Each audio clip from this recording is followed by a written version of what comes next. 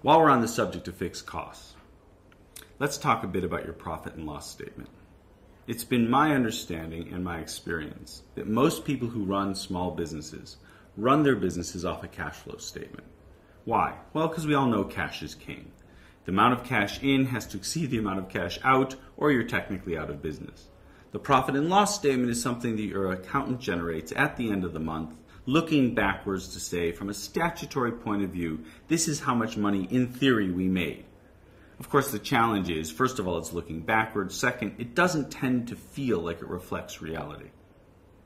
But a profit and loss statement can be very useful if you reorganize it. I'm a big fan of clumping all of my variable costs together and all my fixed costs together. Most people don't do this. They intermingle them based on function. So they'll have a sales line, a marketing line, an operations line.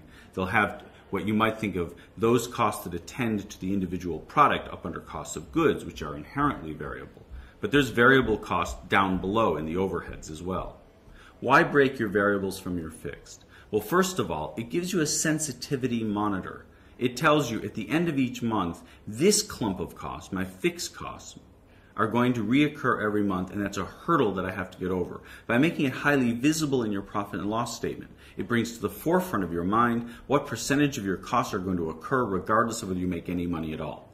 It also gives you the ability to look at it as a game, as a goal, and how you can increase your variables and decrease your fixed at the same time, so a greater percentage of your costs are tied to activity and a lower percentage of your costs reoccur one way or another.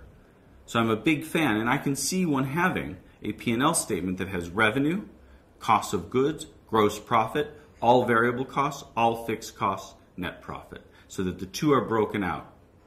It's a good way to understand your business, and it's a good way to focus on what counts.